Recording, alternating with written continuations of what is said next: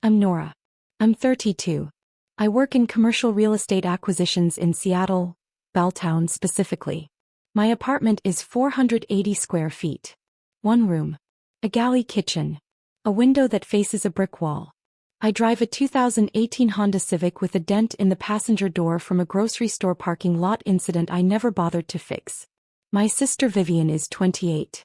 She lives in a 2-bedroom condo in Capitol Hill with hardwood floors, a balcony and a view of the Space Needle. She drives a leased Audi. She works part-time as a social media coordinator for a boutique that sells candles. Our parents are obsessed with her. Growing up, Vivian was the one they photographed. The one they drove to auditions. The one whose report cards went on the fridge even when she got C's. I got straight A's. Mine went in a drawer. When I graduated from the University of Washington with a degree in finance, my parents took us to Olive Garden. When Vivian graduated with a communications degree 2 years later, they threw her a garden party with a live jazz band and hired a photographer. I didn't complain. I got used to it. What they don't know, what Vivian definitely doesn't know, is that I've been quietly building a real estate portfolio since I was 26. Small apartment buildings, duplexes, properties in transitional neighborhoods. Nothing flashy. Just steady cash flow and long-term appreciation. And 2 years ago, when Vivian called me crying because she couldn't afford her rent anymore after her boyfriend moved out, I did what I always do. I helped. I bought the building she lives in. Not as a gift. As an investment. A 4-unit building in Capitol Hill. She's been paying rent to what she thinks is some faceless property management company ever since. The monthly checks go into an account I monitor. She has no idea the landlord she complains about is me. I never told anyone. Not my parents. Not my friends. Not even my coworkers. It wasn't about control. It was about protecting her. About making sure she had stability without feeling like she owed me anything. But Thanksgiving changed that. We gathered at my parents' house in Redmond. The dining room smelled like roasted turkey and my mother's overly sweet cranberry sauce. Vivian arrived late, wearing a cream-colored sweater that probably cost more than my rent. She hugged everyone, posted a selfie with the caption #blessed and sat down across from me. My mother set a bowl of mashed potatoes in front of me. "Nora, sweetheart, are you still in that tiny apartment?" "I am." Vivian smirked. "Mom, it's literally a shoebox. I don't know how she survives." My father poured himself more wine. "Well, Vivian's place is beautiful. That view, it's something, isn't it?" "It really is," Vivian said, her voice dripping with pride. "I worked so hard to get that place." I said nothing. I cut into my turkey. My mother turned to Vivian. "And you've been doing so well at work, honey. I saw your post about that new candle line. It's lovely." "Thanks, Mom. Yeah, we're expanding into home fragrances now. It's a lot of responsibility, but I'm managing." My father raised his glass. "To Vivian. Our success story." They clinked glasses.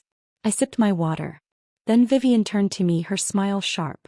"Nora, are you still driving that sad little Honda?" "I am." She laughed. "God, I don't know how you do it. I mean, I get that you're trying to save money or whatever, but at some point, don't you want to live a little? Upgrade? You're 32. My mother chimed in. "She's always been practical, Vivian. That's just how Nora is."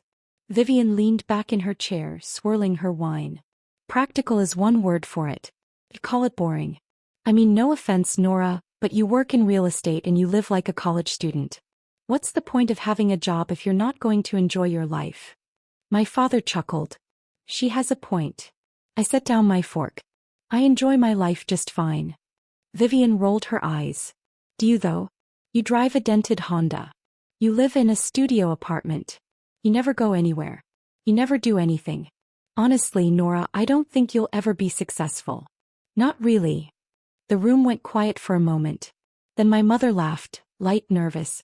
My father smiled into his wine glass. And then, to my absolute shock, they started clapping. Not loud. Not obnoxious. Just a few slow, patronizing claps like Vivian had just made some brilliant observation. Something in me went very still. I folded my napkin. Fully. Deliberately. I placed it beside my plate. I looked at Vivian, her smug smile, her perfect hair, her expensive sweater, and I felt nothing but calm. "I own the building you live in," I said. The clapping stopped. My mother's fork hit her plate with a sharp clatter. You what? Vivian blinked. Her smile flickered. What are you talking about? The 4-unit building on Capitol Hill. The one with the view of the Space Needle. I bought it 2 years ago. You've been paying rent to me. My father's face went pale. He pulled out his phone, fingers fumbling across the screen. I watched him type something, probably the address of Vivian's building, into a property records database. Vivian's voice cracked. She's lying. I'm not. My mother set down her wine glass. Her hand was shaking. Nora, if this is some kind of joke. It's not a joke, Mom. I bought the building in October 2022. Vivian called me that summer, crying because she couldn't afford rent after Marcus left. I didn't want her to move back home. I didn't want her to feel like a failure. So I bought the building. She's been paying market rent ever since. $1,850 a month. I have 2 years of bank statements if you'd like to see them. Vivian stood up. Her chair scraped against the hardwood floor. You're insane. You're actually insane. My father's face had gone from pale to gray. He was staring at his phone screen, his jaw tight. He looked up at me. Nora, this says the building is owned by Cascade Holdings LLC. That's my company. Silence slammed into the room like a physical force. My mother's voice came out small. You own a company? I own 3 properties. That building is one of them. I bought it for $840,000. It's worth about $1.1 million now. Vivian's hands were shaking. Why would you do that? Why would you lie to me? I didn't lie. You never asked who owned the building. You just assumed it was some corporate landlord. I let you assume that because I didn't want you to feel like you owed me anything. But I do. Vivian's voice cracked into something raw and desperate. I do owe you. You've been what? Watching me. Controlling where I live. I've been making sure you had a home. My father set his phone down. His voice was flat. How long have you been doing this? Buying properties. 6 years. My mother's face crumpled. 6 years. And you never told us. You never asked. You never asked what I do at work. You never asked how I'm doing. You ask about Vivian's candles. You ask about Vivian's car. You ask about Vivian's Instagram. But you've never once asked me about my life. The words came out calm. Too calm. I wasn't angry. I was just tired. Vivian sat back down. Her mascara was starting to smudge. So what, you're rich? You're just secretly rich and you let me think you were struggling? I'm not rich. I'm comfortable. And I never said I was struggling. You assumed that because I don't spend money the way you do. My father rubbed his temples. Nora, if you own properties, why are you still living in a studio apartment? Because I don't need more space. And because every dollar I don't spend on rent is a dollar I can invest. My mother looked at me like I was a stranger. I don't understand you. I know. Vivian's voice was barely a whisper. Are you going to kick me out? I looked at her, really looked at her. She was crying now. Her perfect eyeliner streaking down her cheeks. Her expensive sweater wrinkled from gripping the table. No, I said. I'm not going to kick you out. Then what do you want? I want you to stop mocking me. I want you to stop treating me like I'm less than you because I don't perform my success the way you perform yours.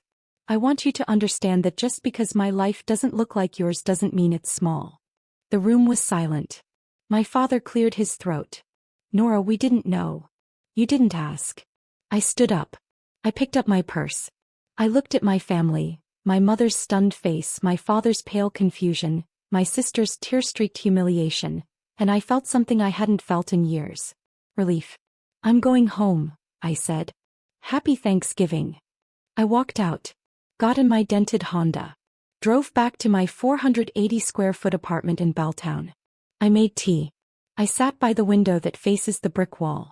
And for the first time in my life I didn't feel small. I felt free.